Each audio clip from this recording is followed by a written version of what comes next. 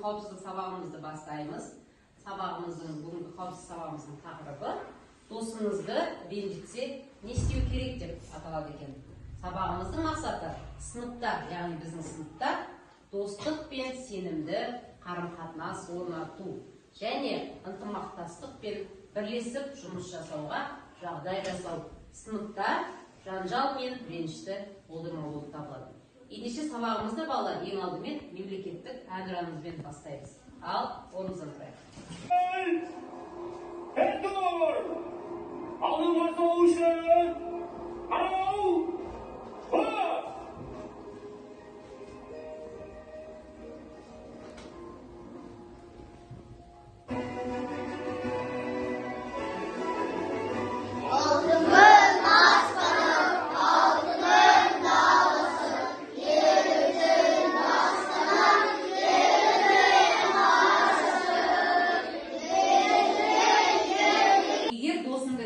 Оны жақтай біл дейді. Егер сендердің достарыңды біреу ренжіткен болса, сендер не істеулерің керек? Оған көмектесіп, жақтауларың керек, қорғай білулерің керек достарыңды. Достық досқа адал бола білу керек. Дұрыс бұрыстығын анықтауға кіріс дейді. Дұрыс жасамаған әрекеті болса, көңіліне қарай жұмсақ жеткіз. Қорқыту, кекету, бопсалау, өзектеу, бөлектеу және тілдегізу. Әдетте әлімжеттік оқиғасында үш түрлі қатысушы болады. Олар әлімжетті көрсетуші, бір көруші және куәгер. Егер әлімжеттіктің құрбаны болса, ескерту керек. Ешқашан бір-бірімізді көріп жүргеніңді жасырма. Ата-анаңдан, мұғалімдерден, психологтан көмек сұраудан қорықпа. Өзіңді ешқашан кінәлама. Досыңды келеке етіп мазақтама. Досыңа қиындығына көмек бер. Қиындықта көмектес дейді, досына. Ары қарай. Егер ол қуанышымен бөліссе, сен де оны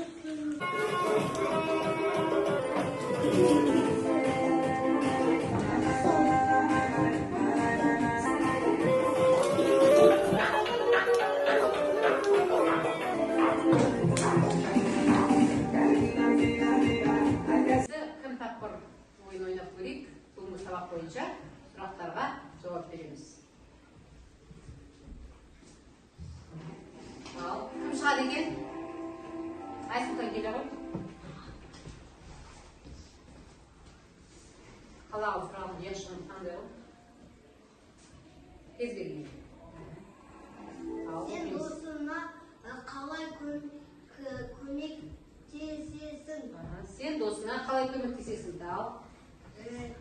Досыңды біреу ренжітсе, Ал, оқимыз. егер досың осындай жағдайға тап болса, сен қалай?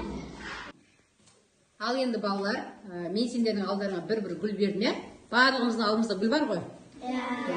Енді сол гүлді қазір біздің сыныпта кімді ең мейірімді, ең сыпайы оқушы немесе досым, сыныптасым деп ойлайсыңдар, сол мейірімді жанға біздің сыныптағы осы гүл шоқтарын апарып алдына қоямыз. Ал бастаймыз.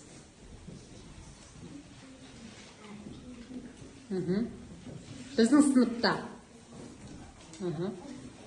Әркім өзі біледі. Ал, көркем орнынан тұра ғой. Міне, өздерің беріңдер көріңдер ма? Ең гүлі көп болып тұрған бізде көркем екен. Көркемінде 4 гүл бар. Басқамызда 3 гүлден, 2 гүлден, 1 гүлден, е? Біздің сыныптағы сонда ең мейірімді, ең сыпайы жан ол көркем екен. Ал, доғыл шапалақтап мадақтап Ал ендеше балалар, сабағымызды қорытындылаймыз. Сабақтың соңында балалар достық ережесін құрастырайық, е? Міне, достық ережесін құрастырдық. Осыны қане бәріміз бірге оқып көрейік. Бірінші. Досыңа мейірімді бол. Тамаша. Екінші. Досыңмен бөліс. Үшінші. Досыңнан ешқашан алдама. Төртінші. Досыңнан опасыздық жасама. Бесінші. Тамаша балалар. Міне біз достық ережесін құрастырдық. Ендеше әрқашан осы достық ережесін ұмытпай, достық ережесін ұстанып жүрейік. Жарай ма балалар?